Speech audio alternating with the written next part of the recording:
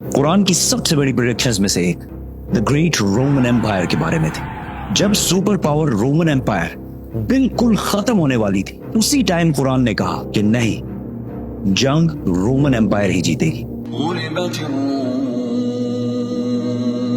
मक्का के एक गार में जिब्राइल अलैहिस्सलाम के मोहम्मद सल्लल्लाहु अलैहि वसल्लम को इकरा कहने के 8 साल पहले रोमन एम्पायर और पर्शियन एम्पायर, दो बड़ी सुपर पावर्स के दरमियान बहुत सख्त लड़ाई शुरू हो चुकी थी। ये ऐसे था कि आज अमेरिका और चाइना की फुल फ्लेज वॉर स्टार्ट हो जाए। इस जंग में पर्शियन एम्पायर ने रोमन एम्पायर को तबाह बर्बाद कर दिया था और पूरी दुनिया को ये लग रहा था कि रोमन एम्पायर, जो 1000 साल से दुनिया की सबसे बड़ी सुपर पावर थी, खत्म होने वाली है। और ये रोमन एम्पायर कोई छोटी चीज नहीं थी। आज तक पूरी दुनिया में उसी रोमन एम्पायर का बहुत बड़ा इन्फ्लुएंस है। ये वीडियो मैं बना रहा हूँ जुलाई के महीने। पता है जुलाई को जुलाई क्यों कहते हैं? रोमन बादशाह जूलियस सीजर की वजह से, जो रोमन एम्पायर का पहला बड़ा बादशाह था। और जुलाई के बाद ऑफ कोर्स अगस्त आएगा, जो रोमन्स के दूसरे बड़े बादशाह ऑगस्टस के नाम पर रखा गया है। और इस सब के अलावा जितने प्लैनेट्स हैं, जुपिटर, मार्स, वीनस, ये भी इसी रोमन एम्पायर के खुदाओं के नाम पर रखे गए हैं। रोमन एम्पायर इस्लाम से 300 साल पहले दो पार्ट्स में बढ़ चुकी थी, ईस्टर्न और वेस्टर्न रोमन एम्पायर, जिसके बाद वेस्टर्न रोमन एम्पायर तो आहिस्ता आहिस्ता खत्म हो गई। लेकिन eastern Roman empire, Byzantine empire, फिर भी दुनिया की सुपर पावर रही। इस जंग में ऐसे लग रहा था कि पर्शियंस आखिरकार इस रोमन एम्पायर को खत्म कर देंगे। इतना बड़ा काम पर्शियंस कभी भी अकेले नहीं कर सकते थे अगर उनके पास रोमन एम्पायर के अवाम का सपोर्ट ना होता।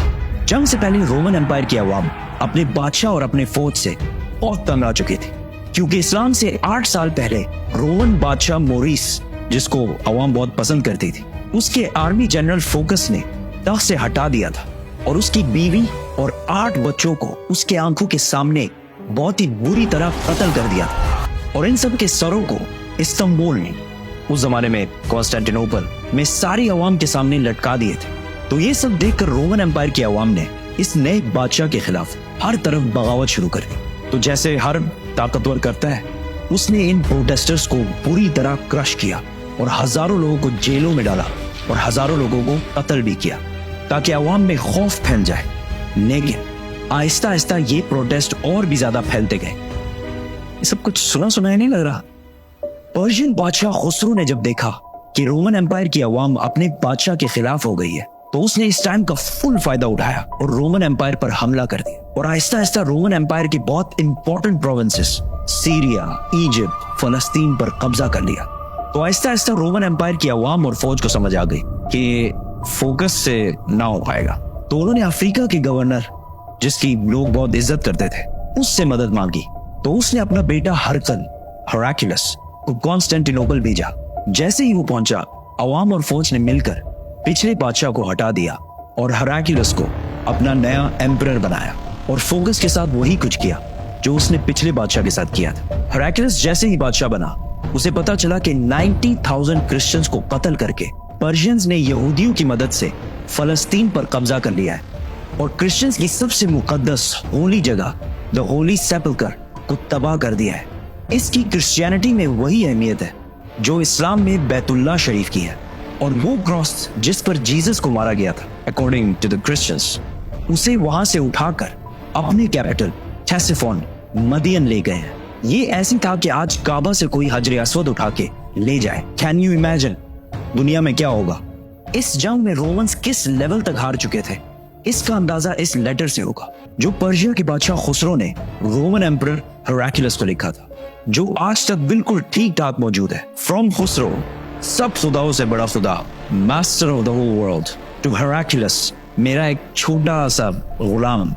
तुम कहते हो तुम्हारा खुदा सबसे बड़ा है, तो किधर है वो खुदा? और उसने जेरूसलम को मुझसे बचाया क्यों नहीं? ये सब दो सुपर पावर्स के दरमियान इधर हो रहा था। लेकिन इससे बहुत दूर मक्का के गार में खुदा ने एक आदमी की तरफ अपना एक फरिश्ता भेजा और कहा, Muhammad, read.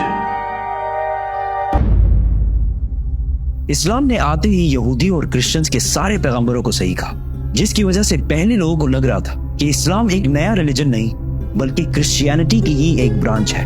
तो मक्का वाले मुसलमानों को ताने देने लगे کہ جس طرح آگ کی عبادت کرنے والے پرشینز نے رومن امپائر کو تباہ کر دیا ہے، اسی طرح ہم تم مسلمانوں کو بھی تباہ کریں گے۔ اس ٹائم کرسچنز اور مسلمانوں کا ایک ہی حال تھا اور دونوں کا ان حالات سے نکلنا امپاسبل لگ رہا تھا۔ اتنے ٹینس اور سخت ٹائم میں اللہ نے قرآن کے سورہ روم میں رومنز اور مسلمانوں دونوں کی کامیابی کی پریڈکشن کی۔ بسم اللہ الرحمن الرحیم۔ غلبت الروم۔ پاس والے ملک میں رومنز ڈیفیٹ ہو چکے ہیں، لیکن اس ہار کے کچھ ہی سال بعد یہ دوبارہ کامیاب ہو گئے، اور وہ دن وہ ہوگا جب اللہ کی دی ہوئی فتح پر مسلمان خوشیاں منا رہے ہوں گے۔ ان آیات میں 2 پریڈکشنز کی گئی ہیں کہ آج تو رومنز ہار رہے ہیں، لیکن کچھ سالوں بعد رومنز دوبارہ کامیاب ہوں گے، اور اسی دن مسلمان بھی اپنی کامیابی کا جشن منا رہے ہوں گے۔ مکہ میں سب نے ان آیات کا بہت مذاق اڑایا کہ رومن امپائر کا بچ جانا امپاسبل ہے، لیکن حضرت ابو بکر رضی اللہ تعالیٰ عنہ کا اسلام کے پہلے دنوں میں ہی قرآن پر اتنا یقین تھا کہ انہوں نے مکہ کے ایک کافر سے شرط لگائی کہ اگر رومنز 3 سال بعد کامیاب نہ ہوئے تو میں تمہیں 10 اونٹ دوں گا، اور اگر کامیاب ہو گئے تو اس ٹائم تک اسلام میں گیمبلنگ اور شرط لگانا بین نہیں ہوا تھا۔ جب رسول اللہ صلی اللہ علیہ وسلم کو اس شرط کا پتہ چلا تو انہوں نے ابو بکر رضی اللہ تعالیٰ عنہ سے کہا کہ اس شرط میں 3 سال کا ٹائم بڑھا کر 10 سال کر دو، اور اونٹ 10 سے بڑھا کر 100 کر دو۔ اس کافر نے یہ ٹرمز آسانی سے مان لیے کیونکہ رومنز کا جیتنا امپاسبل ہو چکا تھا۔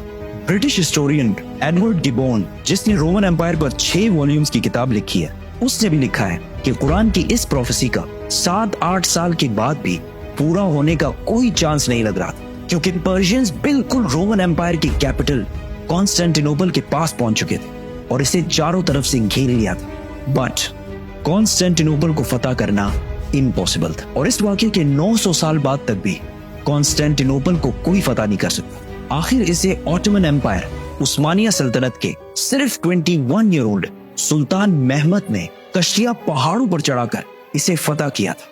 And I can't wait to tell that story.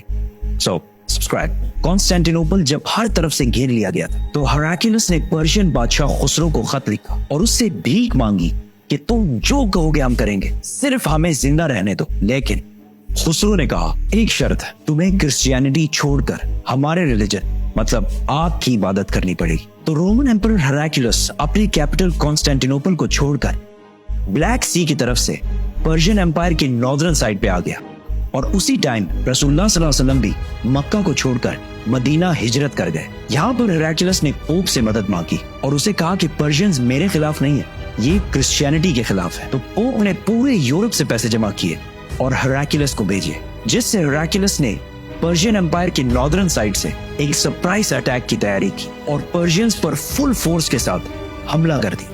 کیونکہ پرشینز سارے استنبول فتح کرنے میں بزی تھے تو ان کے اپنے کنگڈم کا ڈیفنس بہت کمزور ہو گیا تھا۔ ہراکلیس بہت تیزی سے آگے بڑھتا گیا اور ایک کے بعد ایک سٹی فتح کرتا گیا، اور آخر کار وہ اس سٹی پہنچا جو پرشینز کے لیے سب سے ہولی سٹی تھی، جو پرشینز کا مکہ تھا، جس میں ان کا سب سے بڑا آگ کا ٹیمپل بھی تھا، جس میں آگ بہت سالوں سے جل رہی تھی۔ تو ہراکلیس نے اپنا پورا بدلہ لیا اور اس سٹی کو اسی طرح تباہ کیا جس طرح انہوں نے جیروسلم کو تباہ کیا تھا۔ اس واقعے کے بعد گیم کمپلیٹلی چینج ہونے لگی، اور یہ کئی سالوں میں رومنز کی پہلی بڑی جیت تھی، اور وہ اس کے بعد اپنی کھوئی ہوئی سلطنت دوبارہ حاصل کرنے لگے۔ اور اسی ٹائم صرف 313 مسلمانوں نے مکہ کے کافروں کو جنگ بدر میں ہرا دیا اور اپنی پہلی جنگ جیتنے کا جشن منانے لگے، اور قرآن کی پروفیسی پوری ہو گئی۔ ابو بکر رضی اللہ تعالیٰ عنہ نے جو شرط لگائی تھی وہ جیت گئے، اور مکہ کے اس بندے نے اسے 100 اونٹ دیے، لیکن اس ٹائم اسلام میں گیمبلنگ اور شرط لگانا